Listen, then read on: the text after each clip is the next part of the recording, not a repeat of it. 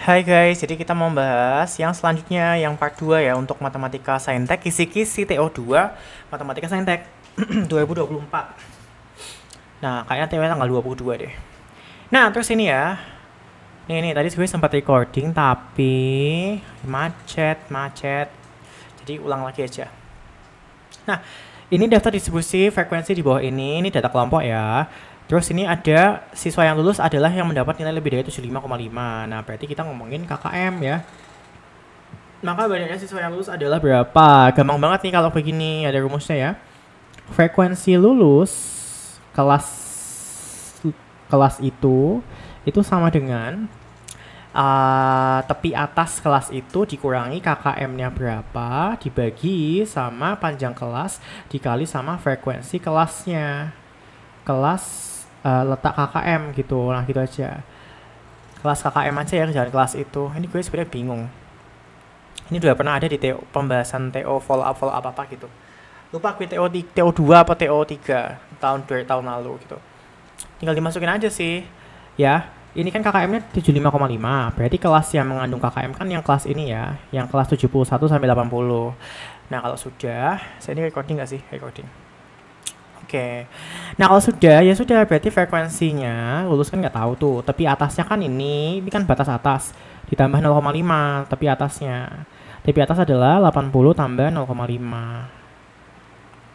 Jadi kan 80,5. Yaudah, ini 80,5 dikurangi KKM-nya. KKM-nya kan 75,5. Dibagi sama panjang kelas itu kan tinggal selisih 2 batas bawah. Ya, selisihnya kan 10. Gitu. Terus itu semua dikali sama apa? Frekuensi kelas tersebut.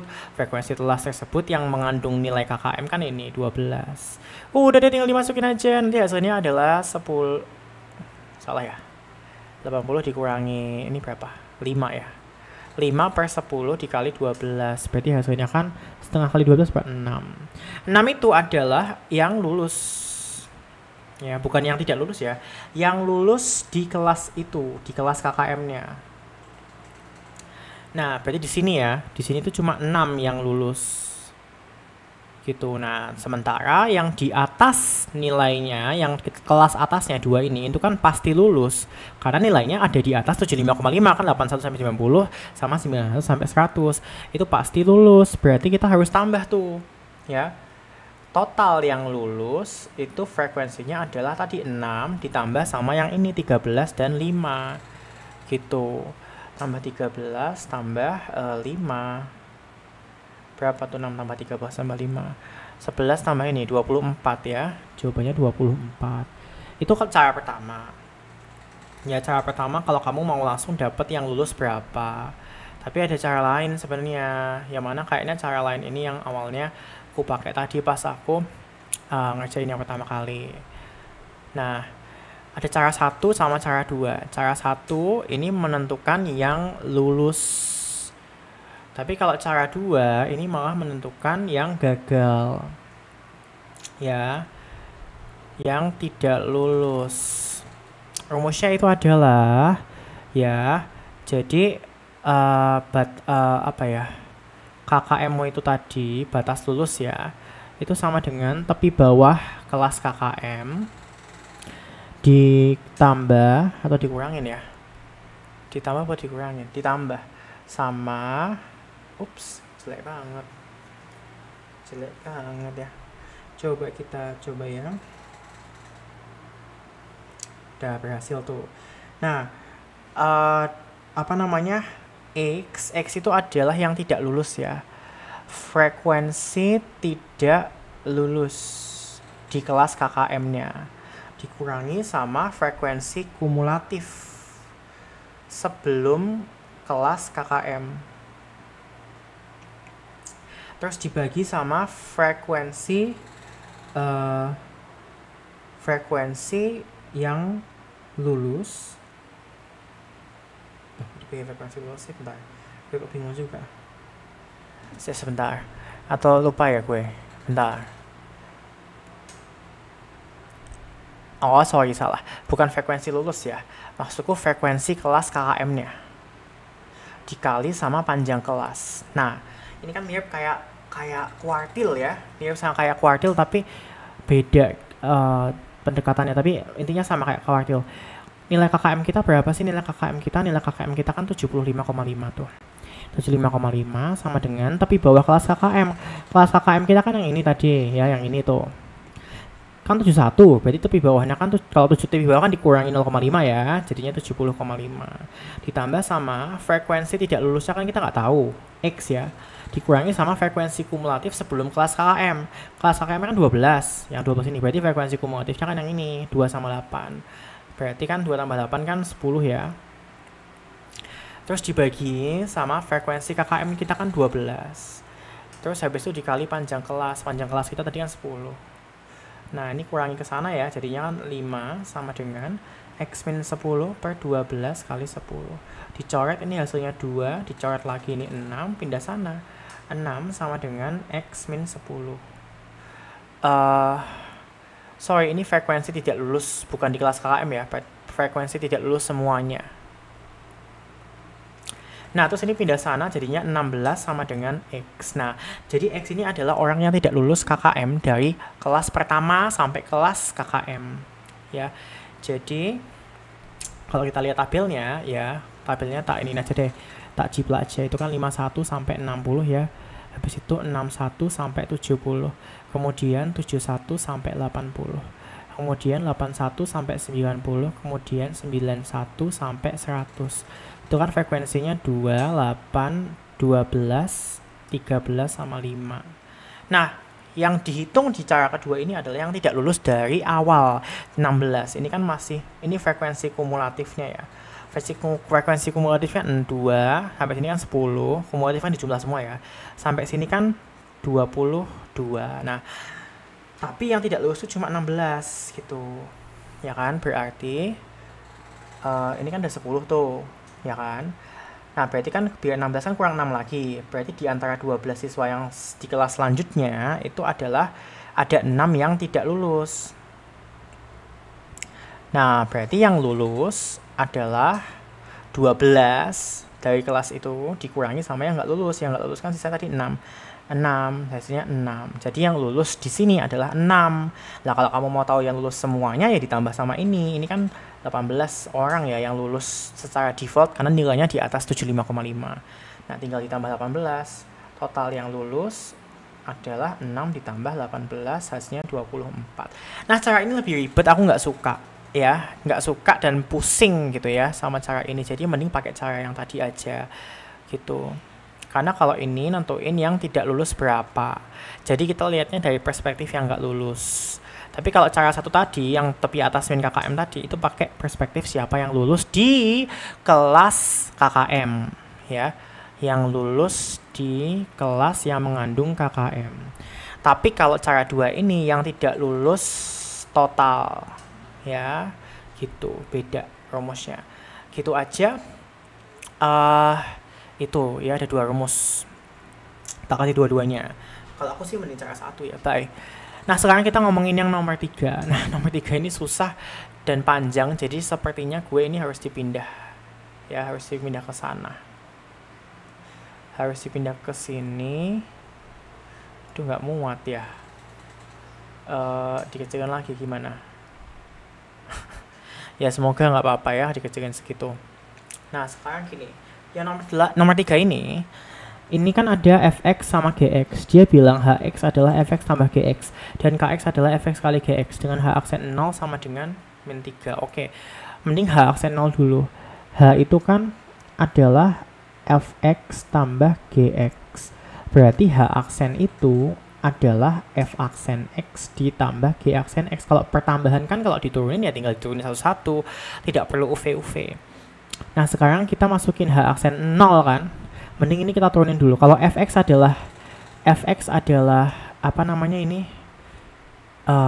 Fx adalah ax kuadrat min 4x plus 1. Berarti f aksen x-nya kan adalah diturunin ya, 4ax min 4. 1 kan diturunin 0 soalnya. Kalau gx adalah 3x kuadrat plus ax plus 2. Berarti g aksen x adalah diturunin 6x plus a. Nah, kita kan maunya h aksen 0 ya. Ya udah, berarti h aksen 0 itu tinggal dimasukin 0.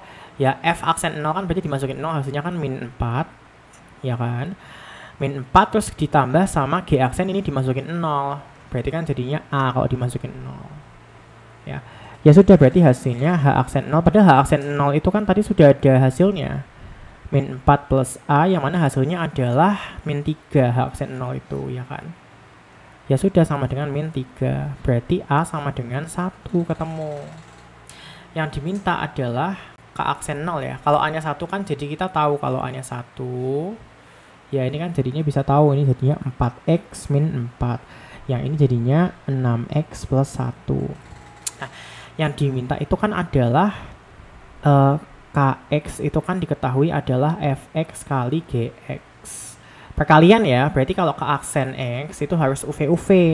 Yang ini U ini V. Rumusnya kan U aksen V ditambah UV aksen. Kalau misalnya dia perkalian, kalau pembagian kan dikurang terus diper V kuadrat. Nah, jadi F aksen X ditambah Gx, dikali Gx ditambah sama Fx dikali sama G aksen X gitu. Ya udah dimasukin aja, tapi kita maunya kan ke aksen 0 ya. Langsung aja, berarti F aksen 0. F aksen 0, F aksennya mana? Ini kan, dimasukin 0. Dimasukin 0 kan jadinya min 4 toh, langsung aja. Gx-nya yang ini ya. Kalau dimasukin 0 hasilnya kan 2. Karena ini 0, 0. Hasilnya kan 2 tuh. Ditambah sama Fx. Tapi dimasukin 0 karena kan ke aksen 0 ya. Fx kan ini. Tapi kalau dimasukin 0 kan hasilnya 1. Karena ini 0 semua nanti. Gitu, jadinya 1. Terus G aksen X ini ya, tapi dimasukin 0, berarti kan hasilnya 1. Karena 6X kalau dimasukin 0 kan 0, tambah 1 kan 1. Hasilnya adalah min 8 ditambah 1, hasilnya adalah min 7. Berarti jawabannya adalah A. Gitu ya. Gampang sekali guys ya. Sekarang halaman berikutnya kita ngomongin yang ini, garis singgung ya. Nah, untuk masalah garis singgung itu adalah kalian harus tahu kalau misalnya Fx yang berupa fungsi ya. Kalau Fx itu adalah fungsi kurva, berarti F aksen X itu jadi yang namanya fungsi gradien. Ya, jadi kalau kalian masukin X-nya nanti, kalau dimasukin X-nya nanti jadi gradien.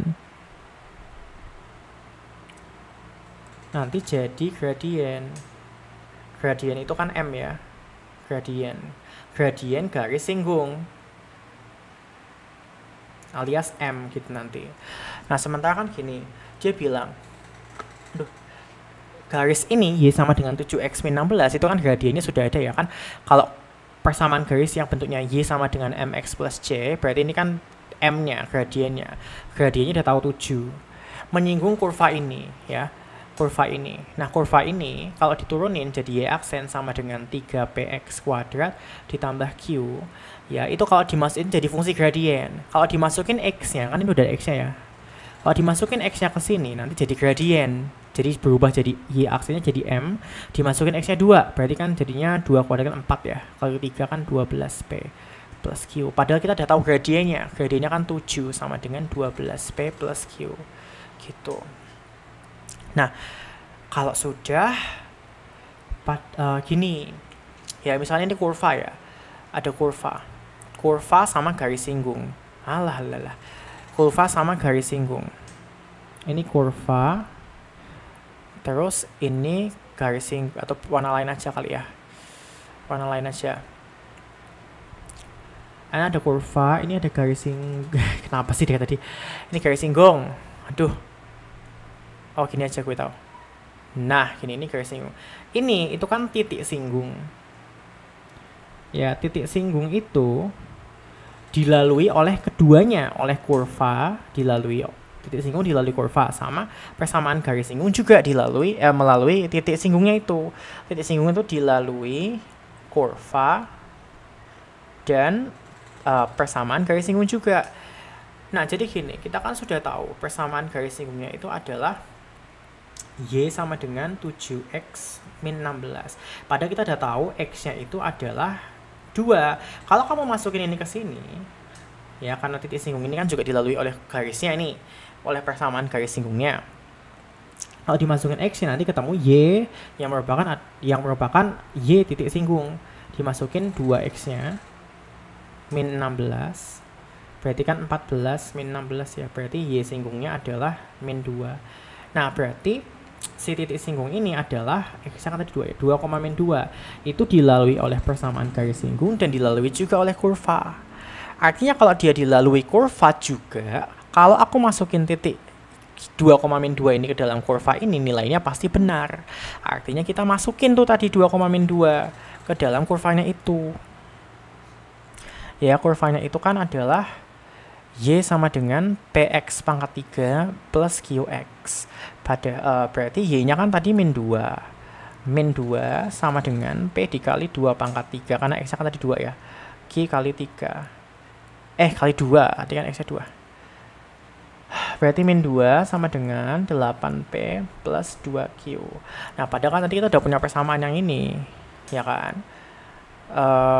Mending ini dikali 2 aja lah ya. Dikali 2 supaya biar Q-nya sama. Jadinya kan 7 kali 2 kan 14. 14 sama dengan 24P plus 2Q. Dikurangi ya. Jadinya kan kalau dikurangi min 16 sama dengan berapa nih dikurangi? 16. Min 16. Min 16P. Berarti kan P-nya 1. Kalau P-nya 1 masukin ke sini ya. Kalau P-nya 1 masukin ke sini kan jadinya min 2. Ini kalau 1 kan 8 biasanya kan min 10. Bagi 2 kan min 5. Berarti Q-nya min 5. Nah, yang diminta kan P min Q. Berarti P min Q itu adalah P-nya kan 1 ditambah kan. Karena kan min ketemu min ya. Jadinya 6. Jadi hasilnya 7. Nggak ada jawabannya. Kenapa nggak ada jawabannya, Mas? 7. Sebentar. Ini kan 14 ya. Bener kok 14. 24P 2Q dikurangi 8. Hasilnya 16. Min 16 sih. Berarti P-nya kan 1 toh. Kalau P-nya 1 min 5. Iya. 7. Apa aku salah di mana ya? 3PX kuadrat plus Q. Dimasukin gradiennya 7. Kemudian X-nya kan 2. 2 kuadrat kan 4 kali 3 12. Bener kok. Terus tadi kalau dimasukin 2 ke sini kan 14 min 16 kan min 2. Y-nya min 2, 2, min 2. Dimasukin X-nya 2, ini 2, ini 8.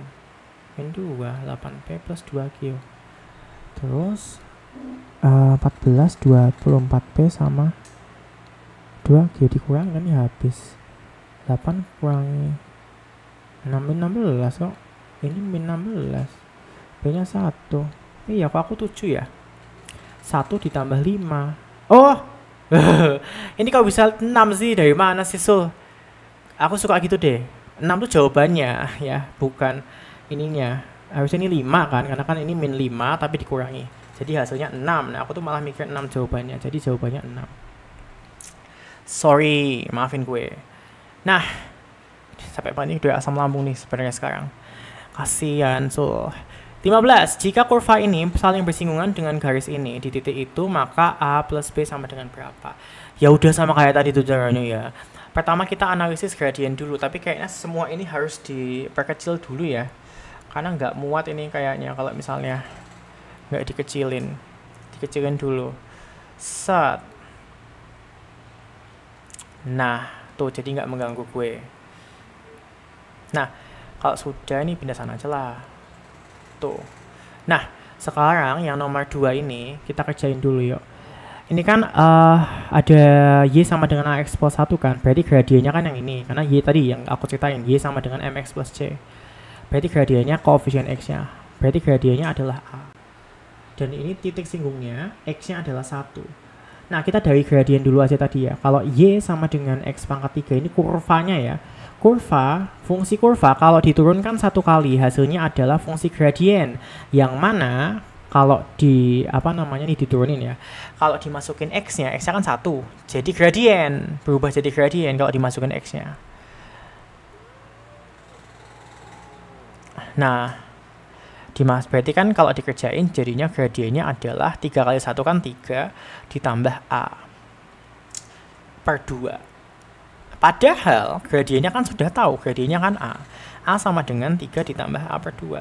pindah sana kan setengah A sama dengan 3. Berarti A-nya adalah 6, ketemu tuh A-nya 6. Kalau sudah ketemu A-nya 6, ya apa yang harus kita lakukan?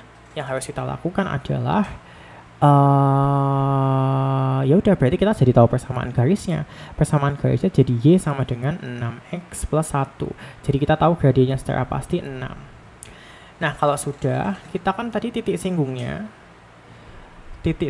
kan masih 1, B ya. Dimasukin aja ke dalam persamaan garis singgungnya, nanti ketemu Y-nya. Ya, Y sama dengan X-nya kan 1 ya. Y-nya X-nya kan 1, berarti 6 kali 1 ditambah 1. Berarti kan Y-nya ketemu 7. Ya, masukin situ.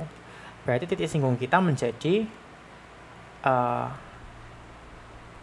titik singgung kita menjadi 1,7 gitu. Karena kan kalau X-nya dimasukin ke fungsi garis atau ke fungsi kurva, ketemu Y singgungnya. Yang mana itu 7 tadi barusan. 1,7. Nah, terus oh iya, berarti 7 itu kan B-nya ya. Berarti kan sudah ketemu A-nya adalah 6, B-nya adalah 7. Berarti kalau ditambah, yang dimintakan A plus B ya, berarti adalah 6 tambah 7. Berarti hasilnya 13. Gampang sekali. Gitu. Emang gitu ya, jadi tadi apa yang harus diambil dari kedua soal ini? Ya tadi itu, kalau fungsi kurva diturunin, kemudian dimasukin X-nya, jadi gradien gitu. Kemudian tadi titik singgung itu dilalui oleh persamaan garis singgung sama oleh kurva, oleh dua-duanya. Jadi kalau titiknya dimasukin ke persamaan garis singgung atau ke kurva, nilainya pasti benar gitu loh. Nah gitu aja. Nah sekarang nomor 14. Nomor 14 ini sama ya, ini kan gradiennya udah tahu, jadinya kan 7. Dari Y sama dengan 7X min 16, ketemu gradiennya adalah 7. Nah, oh ini tuh yang tadi ya soal yang sama ya. Nggak jadi deh ini. Oh ini juga sama, aduh, 2 foto berturut-turut. Yaudah yang ini aja. Nah kalau yang ini limit tapi X-nya nggak menuju 0 ya, menuju pi per 2. Nah ini yang agak menantang sedikit. Nah, kalau ada begini-begini, pertama, ini kalau dimasukin ke sini, hasilnya kan pi per 2 min pi per 2 kan 0. Berarti tan yang ini boleh hilang. Tapi kalau ini dimasukin ke sini, kan biasanya sin sama tan boleh hilang ya, aku pernah bilang. Kalau dimasukin sudutnya hasilnya 0. Tapi kan ini pi per 2 kalau dimasukin ke X ini, hasilnya tidak 0. Hasilnya pi per 2. Berarti sin ini nggak boleh hilang. Ya, terus kosek itu kan sepersin ya, kosek. Jadi, sebentar, sabar. Mending kita tulis ulang dulu. X min pi per 2 kuadrat dikali kosek itu kan 1 per sin. 1 per sin, nah sudutnya ikut turun ya. Jangan di atas ini sudutnya yang 3 dikali X min pi per 2. Sudut itu kepunyaan koseknya. Jadi kalau koseknya berubah jadi sepersin, sudutnya juga ikut ke bawah gitu. Nah kalau sudah begini, coba ini dimasukin pi per 2 nya ke sini ya, ke sinnya, karena kan sin mungkin boleh hilang ya. Pi per 2 min pi per 2 kan 0 toh, berarti sinnya ini boleh hilang nanti. Nah kalau sin yang di bawah ini tadi nggak boleh hilang ya, tapi kalau tan ini boleh hilang karena nanti kalau dimasukin hasilnya 0. Jadi ini X min pi per 2 aja, nggak usah pakai tan lagi.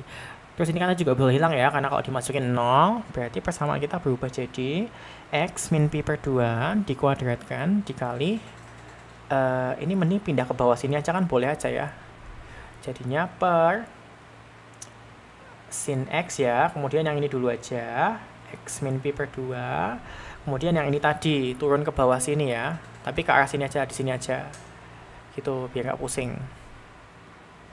Jadinya sin, tapi sinnya kan boleh hilang tadi ya, jadi nggak usah ditulis lah sinnya, langsung aja 3 dikali X min pi per 2. Ya udah tinggal dicoret, ini kan sama tuh kuadrat ya, makanya aku coretnya 2 kali. Ya udah tinggal 1 per 3 sin X. Jangan lupa dari tadi itu sebenarnya masih ada limitnya, limit X mendekati pi per 2. Ini juga limit X mendekati pi per 2, limit pokoknya selama kamu belum masukin masih ada limitnya. Sekarang kamu masukin nilai X-nya, berarti limitnya hilang. Hasilnya adalah 1 per 3 dikali sin pi per 2. Sin 90 kan 1 ya. Jadi 1 per 3 kali 1. Berarti 1/3. Hasilnya adalah 1/3 gitu. Gampang. gitu ya. Jadi kalian harus ingat sin sama tan, cos tidak ya, hanya sin sama tan. Itu kalau dimasukin x-nya ini ke sudutnya, hasilnya sudutnya 0, berarti sin sama tan-nya tinggal dihilangin aja, tapi sudutnya tetap ada gitu. Nah, sekarang yang ini nih. Ini juga gampang. Yang atas ini kan sebenarnya bisa disederhanain jadi x min 5 dikali x min 5. Itu harus cerdik untuk bisa melogika seperti itu. Maksudnya melihat persamaan kamu langsung bisa lihat, oh ini kayaknya x min 5 kali x min 5 kalau difaktorin gitu.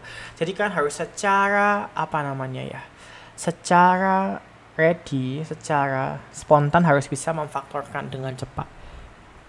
Sorry, maaf ya. Terus yang ini itu kan akar, wah sama lambung ini guys, min 4. Terus dikali sama cos pi per 2 min x plus 5. Nah, oke, gue tahu nih harus diapain. Pertama, ya, ini harus ada akar ya. Kalau ada akar begini harus dikali apa? Harus dikali sekawan. Nah, sekawannya kayak apa? Ya, sekawannya, ya coba kita sekali sekawan dulu. Ini kan jadinya x min 5 dikali x min 5 per... Nah, ini kan akar x kuadrat min 9 min 4 ya. Min 4-nya di luar akar. Sekawannya dia itu berarti adalah akar, kan kalau A min B itu kan sekawannya A plus B ya, jangan lupa. Ditambah 4, kan A plus B itu sekawannya tuh. Ditambah, karena kan sekawannya A min B, A plus B. Jangan lupa masih ada yang cos itu ya. Cos pi per 2 min x plus 5. Nah, terus kalau udah, ini kan udah nggak sih warna kuning gitu. Nah, ini kan A min B kali A plus B. Berarti hasilnya apa? A min B kali A plus B. A min B kali A plus B itu A kuadrat min B kuadrat. Berarti hasilnya adalah X min 5, X min 5. Nah, yang ini adalah A kuadrat min B kuadrat. Karena A min B kali A plus B ya. Itu hasilnya adalah berarti kan ini kuadrat ya. Hasilnya X kuadrat min 9 dikurangi ini kuadrat 16. Nah, terus yang bawah ini kan hilang karena udah dikali sama ini. Jadi A kuadrat min B kuadrat. Tapi yang atas kan masih ada X kuadrat min 9 plus 4. Terus ini mending pindah sini aja biar nggak pusing gue nulisnya. Masih ada cos. Ya, masih ada cos. Nah, kok diulangin lagi sih? Sampai sini aja ya. Masih ada cos pi per 2 min x plus 5.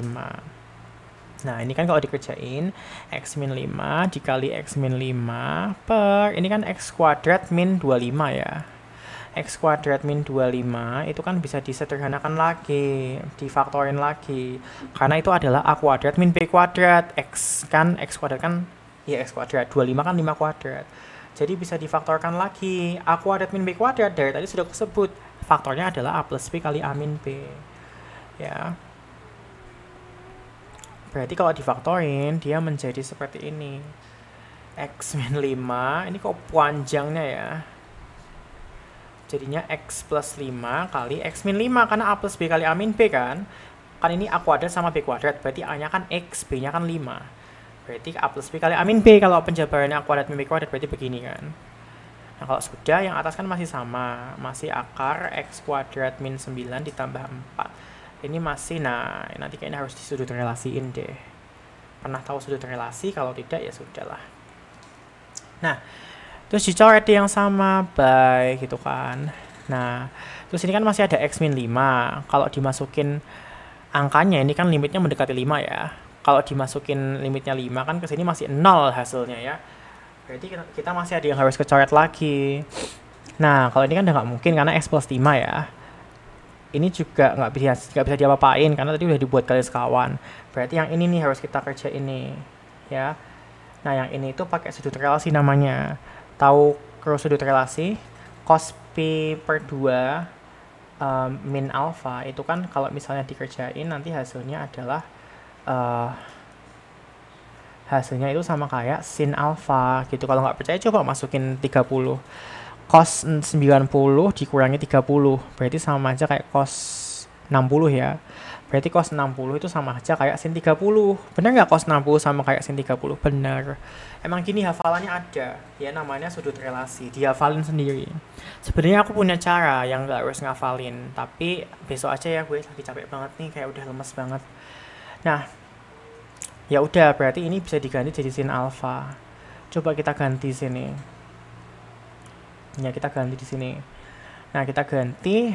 Jadinya kan yang atas tinggal x min 5 per x plus 5. Kemudian ini kan tadi masih ada akar x kuadrat min 9 dikurang tambah 4 ya.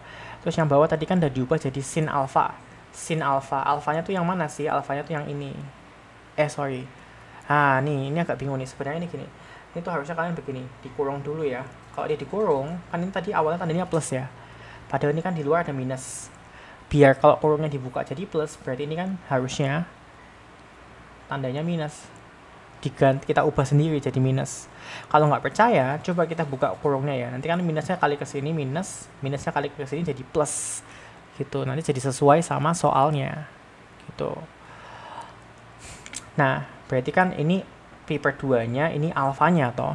Alfanya adalah x min 5. Berarti karena cos 90 min alfa jadinya sin alfa, ya berarti sin alfa itu adalah sin ini, sin x min 5 gitu. Terus jangan lupa ya, dari tadi kan sebenarnya masih ada limit x mendekati 5-nya gitu ya, gitu. Jadi ini sebenarnya sampai bawah tadi itu masih ada x mendekati 5